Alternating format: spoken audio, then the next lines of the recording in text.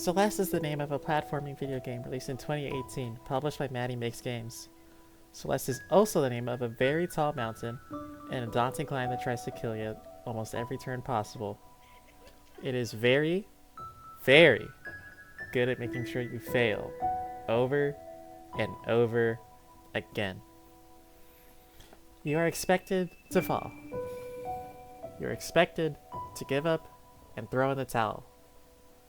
But you are constantly reassured that you can do it. Because for as much as the mountain tries to make sure you fail, it'll do just as much to watch you succeed.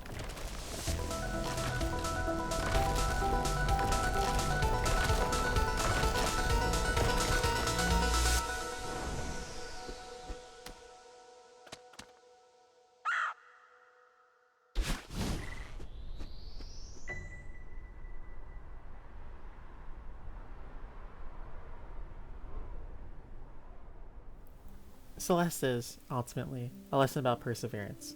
You die 1,000 deaths in life, and when climbing the mountain you usually die a lot more than that. But that's just how it is, even in real life. Because sure, you'll trip and you'll fall, and that's just part of life. There's nothing wrong with failing, and the game even tells you as much. It encourages you to get back up like nothing happened. The important part is you pick yourself up from when you fail, and you keep moving, and you don't let it drag you down. You don't give up. You resist everything that would try and tear you down, and rise above it. And it's important to make that clear because we're going to be discussing a community that, for many of its members, has to deal with such a process on a far too often basis. If you're scared of what people do with their bodies and their lives, you should probably click off the video. For those of you sticking around, I don't think you need me to tell you who or what a trans person is. It's the big 2025 and all.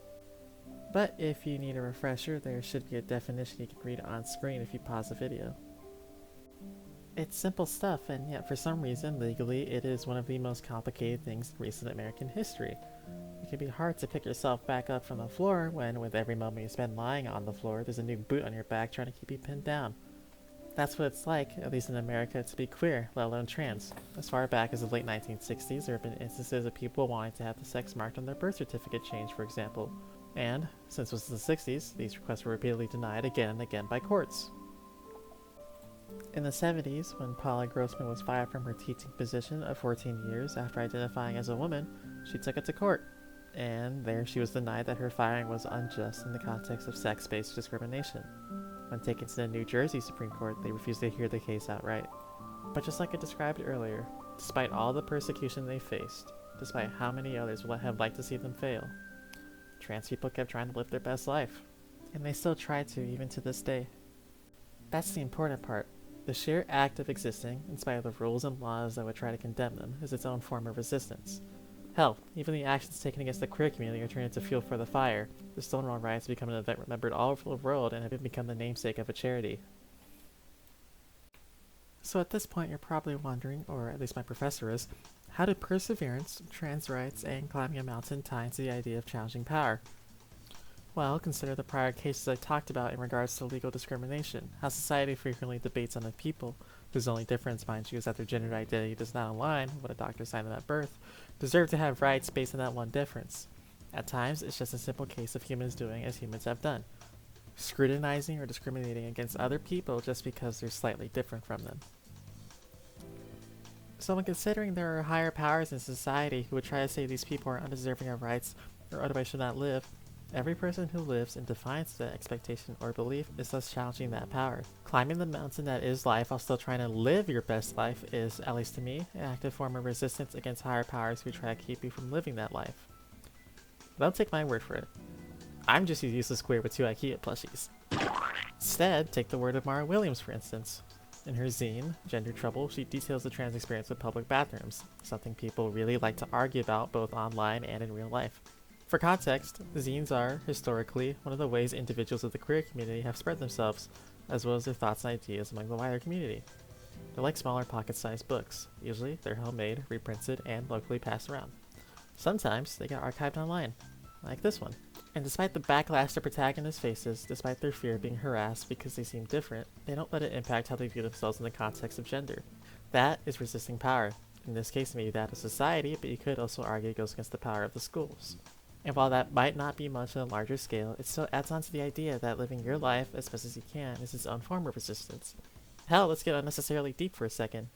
Zines are homemade, right? That means they can't be censored. The author has full control over what they do or do not say. Most of the published books in America have to work with or around censorship, and it's just how it is, especially with most online media nowadays. But not zines. You can write whatever you want on them and share them with whoever you want, assuming you can actually reach them in person. Homemade things like zines and YouTube videos help give a platform to an otherwise marginalized group. Hell, even games can gather similar people together under a shared community, like the queer community did with Select.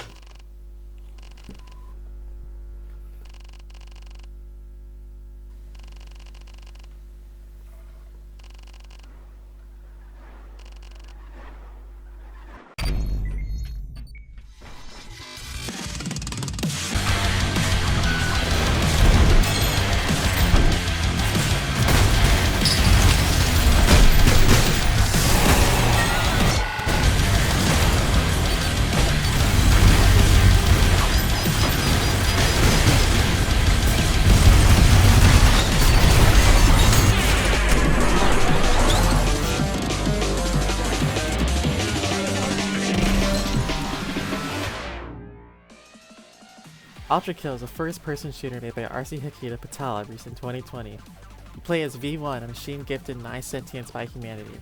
Naturally, since the creation of humanity, it needs literally everything else to die for it to live. Like Celeste, the game has quite a few roots in the queer community. It has a lot, actually. If you're wondering about the shark that's an IKEA Blahoe, which nowadays is a symbol of transfem across the globe. Come on, machine! Like an animal! Ultra Kill acts as a satire of power, even if the people who play it might not think so. They're probably more occupied with burning out their retinas anyway. At the same time, it has quite a few clear themes. The only remotely functioning layer of hell is lust, and its ruler, King Minos, was a fairly just and virtuous leader, before heaven cut him down and left him a mindless beast for his compassion.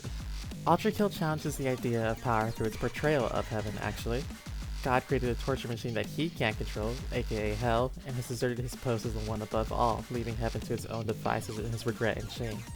The angels of heaven themselves are corrupt, and you literally beat the sentence to one, at which point he goes on a crusade against his former masters. It acts as a window into the rejection of long-standing rules that may be unfair or unjust within society, ones that stand only because of how long they have been in effect without being challenged. There's plenty of stories in Ultra Kill about revolt and rejecting power. King Minos took what was meant to be a hellhole, literally, and turned it into an unliving paradise, trying to live at peace.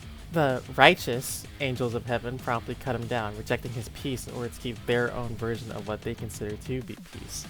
This peace is described by the denizens of hell to be oppression. They are punished eternally by hell itself, and the angels insist on continuing their punishments. Sinners or not, these were people who had barely lived 50 or 60 years, if that, and are now being punished for eternity, without rest. The Sisyphus of Ultra Kill believed that, even if it was for naught, taking joy in just the act of resistance itself is the ultimate form of rebellion against the oppressor. One must imagine him happy as a result. This philosophy, I feel, is shared by a lot of Ultra Kill's player base, especially among its queer community. Like I said earlier, this is a niche form of resistance found in trying to live your best life. I mean, this guy spent eternity pushing a boulder up a hill, and he found joy in that because the mere act of his resistance was defiance against the expectations of those above him. Now, if you consider pushing a boulder up a hill to be your best life, then okay, I won't judge you, but let's take a look at someone else. Someone who, for them, their best life involves being referred to correctly. Let's take a look at Donna Zim, for instance. They're responsible for the gender-neutral X mark on US passports, and I'm even friends with someone who has that on their ID. While it's fairly simple, it's literally just a gender-neutral marker on identification for anyone who isn't strictly a man or woman. It took 6 years for Donna to get such a marker approved on their passport. And that's 6 years. 6 years of battling the US government for something as simple as a letter change. If that's not resisting and actively challenging power, then I don't know what is. Even if the action got overturned, it did, Donna still made the people in power acknowledge those who belong or identify as outside of society's traditional norms of a gender binary. Using Donna as a basis, the mere act of resisting is able to give you a voice to stand with and use against power. That might be why people in the queer community are interested in Ultra Kill besides the mind-numbing visuals, gameplay, and breakcore, more on that later. It's a rejection of all the standard tropes of power: war, society, and even religion. All three are cast down in a negative light within Ultra Kill. Society tore itself apart in an endless war on the surface, And after everyone died one way or another, the angels of heaven deemed that eternal punishment for all was just and fair. Obviously, I don't think you need me to tell you that that's just not right. It's oppression, and while Ultra Kill might mostly just be a kill everyone and leave kind of game, part of its plot is still oppressors losing power. It's a central core theme of the story. When God became distraught with his creation of hell and his inability to undo it, and after he fled, the angels became overwhelmed and were unable to control both heaven and hell at once, leading to the revolt of multiple people within the layers of hell. While in the case of Sisyphus it was motivated by revenge, ultimately the rebellions of hell were not in the name of, say, lust or greed, or for a want of violence. They were done for freedom. It happened once with Minos and his people, and again with Sisyphus and his people. And while we do not know about the third ruler in the last layers of hell, it can be assumed that that theme of freedom will be reviewed again once more in the final act of Ultra Kill. It's why I've been trying to push this whole video. When people think of resistance, usually they'll think of more aggressive or violent measures like the Stonewall riots or general marches throughout the streets. But sometimes, resistance can just take the form of trying to live your life, even if the world itself is trying to stop you from doing that.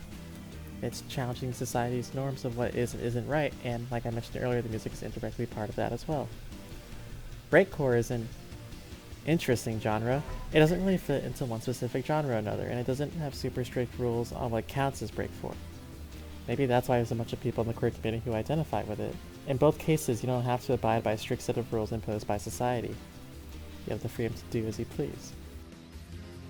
All of this ties back into the idea of community. Ultra Kill and Celeste have such a large gathering of queer and trans folk that there's even a partial overlap between the two games' player bases. These communities help otherwise marginalized queer and trans individuals find kinship in each other, even if it's over a video game. That, in turn, allows for them to communicate and share ideas, while exploring each game's individual themes of resistance or determination, and, in the case of Ultra Kill especially, resisting unjust power for one's own freedom. That's the important part. It's easier to do hard things, like resisting power, with other people. Make friends. If there's one thing you take away from my mindless rambling, it's that you just go out and live life, preferably without hurting other people. Even when you trip, even when you fall, pick yourself back up and try to live life as best as you can. Life's too short to get hung up on the small things. You'll get fired, you'll struggle with finding love, you'll miss a deadline. Just improvise. If other people try to put you down for your efforts, don't let them, or, at the very least, go down kicking and screaming, resisting until the end. Because if you never try something, if you don't use your voice, things won't change for you or for anyone else. So go do something with yourself, huh?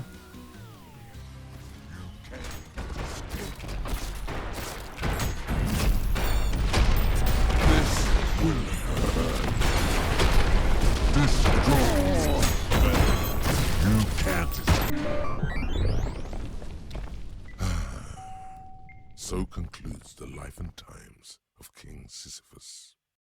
A fitting end to an existence defined by futile struggle. Doomed from the very start. And I don't regret a second of it.